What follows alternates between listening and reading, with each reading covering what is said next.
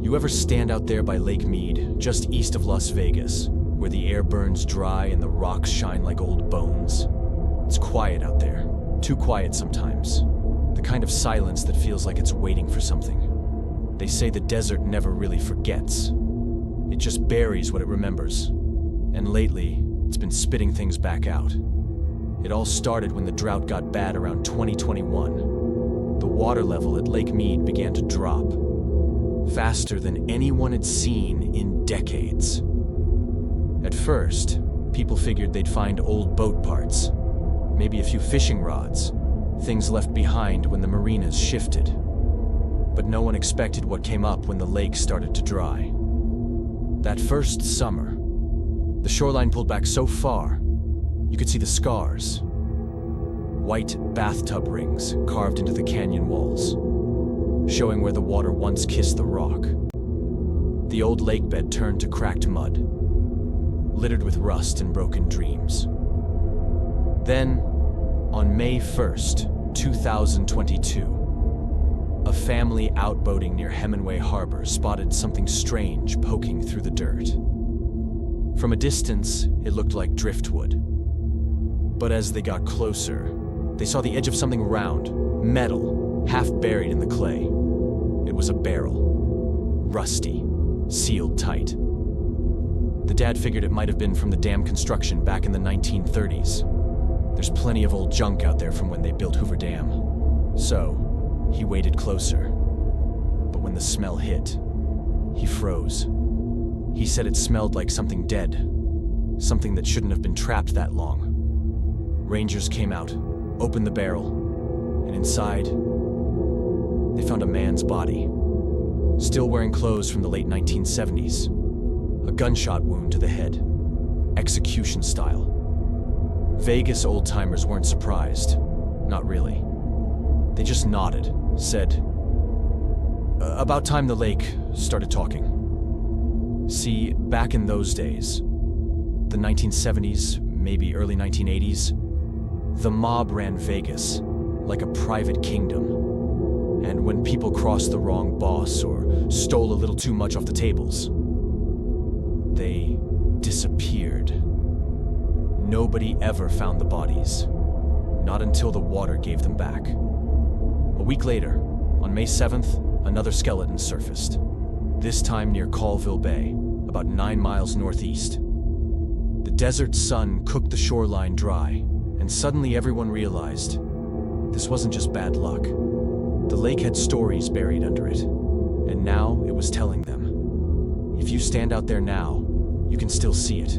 Old docks stranded in dust, boats sitting on cracked earth, the echo of wind through empty marinas. The air smells like salt and rust, and when night falls, the water, what's left of it, goes black and still, like it's keeping secrets. Locals started calling it the lake that's giving up, it's dead. But here's the thing. They'd been saying that phrase long before 2022. Old folks whispered it decades ago, back when the mob still owned the strip, and the desert was the perfect place to hide something, or someone. Because truth is, people have been vanishing around Lake Mead since the 1940s. Fishermen, divers, drifters. Some blamed the currents. Others, the people who ruled Vegas in the dark. So after that first body showed up in 2022, people started talking again.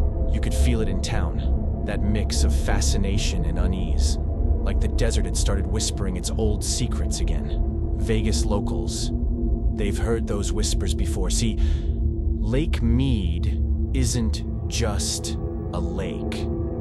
It's a man-made reservoir, filled after the Hoover Dam was built in the 1930s. And for decades, it's been where the city's sins went to sink. Most folks don't talk about it openly, but back when the mob ran Vegas, the 1950s through the 80s, this wasn't the glitzy playground tourists know now. It was quieter, meaner.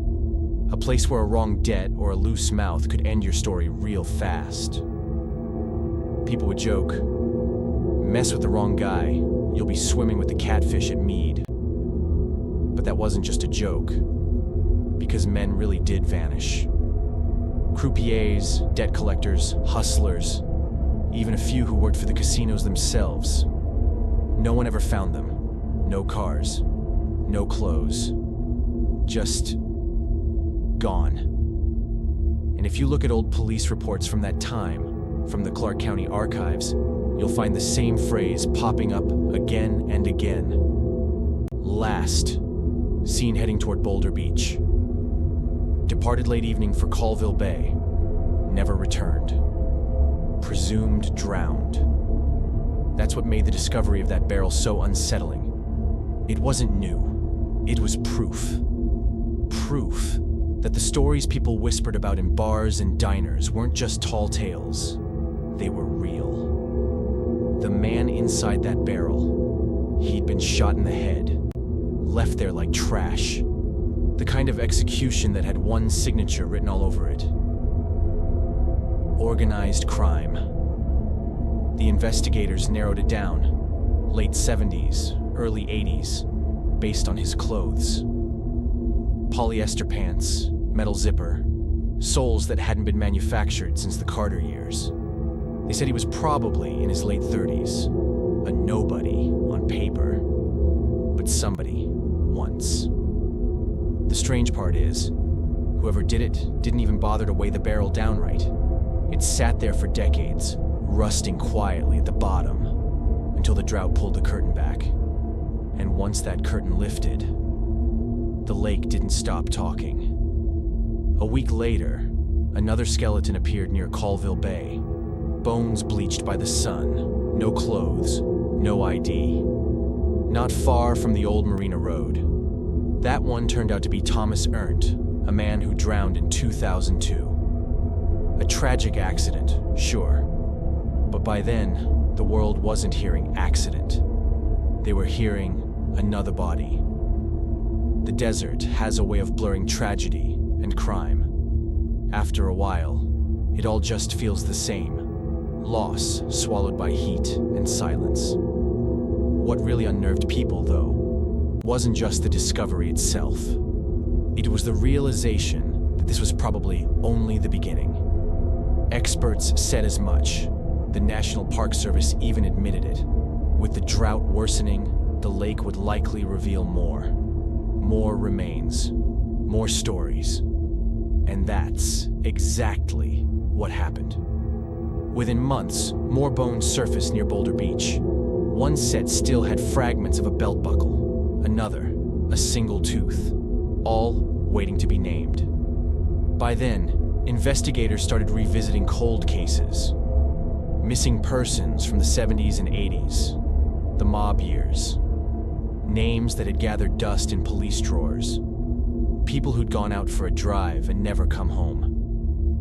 And every time the water dropped a few more inches, locals held their breath. Wondering who the desert would give back next. You'd see families visiting the shore, just standing there quietly. Some brought flowers. Some just stared out at the receding water, hoping for answers or maybe forgiveness. It was haunting.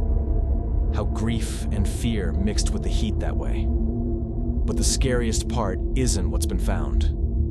It's what's still out there. Lake Mead is massive. Over 100 miles long, stretching between Nevada and Arizona.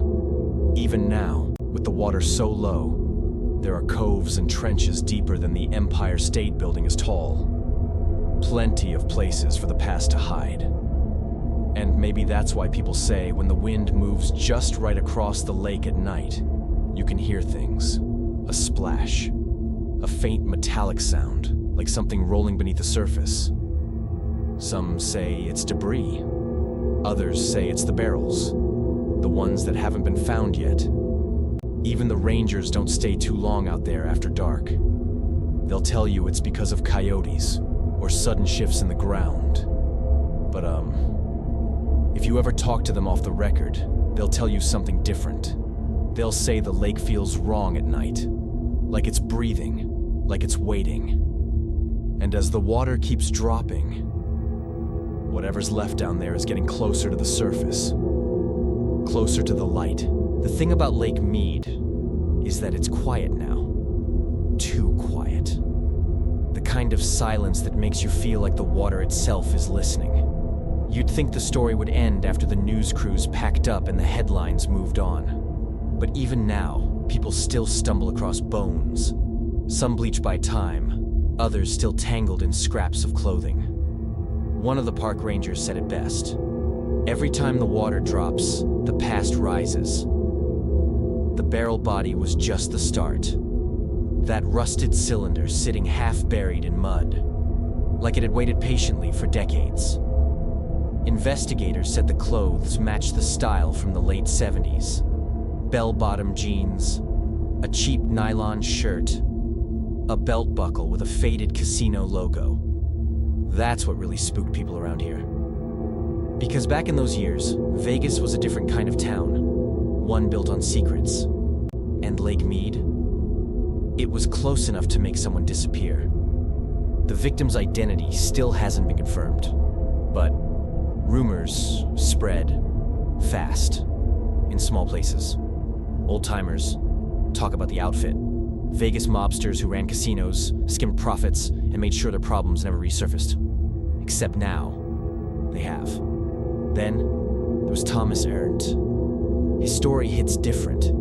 He wasn't part of that underworld, just a regular guy. Went swimming with friends in 2002. Never came back up. They searched for days, but the lake kept him. When they finally found him 20 years later, it was like the lake was returning something it no longer needed to hide. His family finally got closure, but for most of the others, there's only silence. Over time, more bones surfaced. At Colville Bay, Boulder Beach, and coves that hadn't seen daylight in half a century. Rangers put up warning signs, urging people not to disturb what they find. But curiosity always wins. Every new discovery feels like another whisper from the past. Some hikers say they've seen more than bones. Old anchors, rusted out cars, even a sunken boat or two. One diver swore he saw a hand sticking out of the silt, but when he went back down with a camera, it was gone. Just a dark imprint where something had been. It's hard not to think about what else lies beneath. Because Lake Mead isn't just a lake, it's a graveyard of history. Beneath all that murky water are planes from World War II training runs, engines from crashed aircraft, sunken speedboats, and God knows how many forgotten souls. When the dam was built, whole towns were swallowed up. Roads, houses, schools, all buried beneath the rising water. And now that the drought has lowered those levels, some of those ruins are poking through the sand again, like ghosts resurfacing for air. It's eerie, standing at Hemingway Harbor today. The docks sit crooked, the shoreline stretched far from where it once was.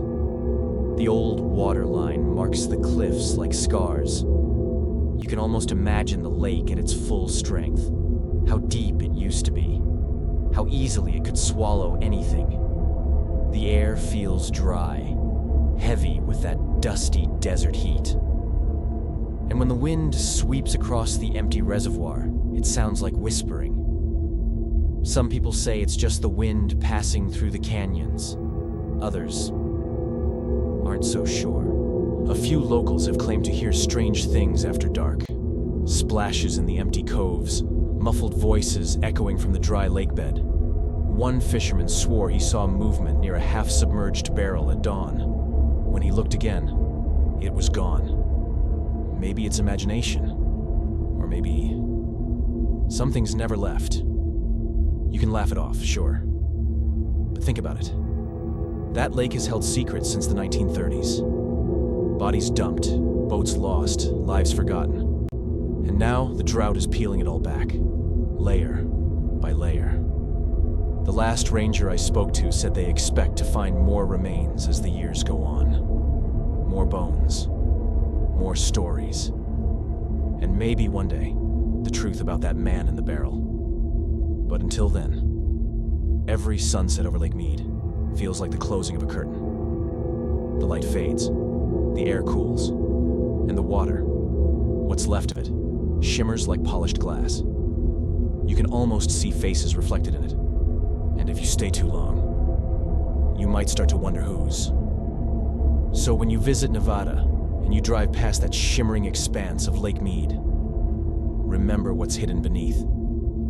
Not just water and sand, but a history that refuses to stay buried. A past surfacing one skull at a time.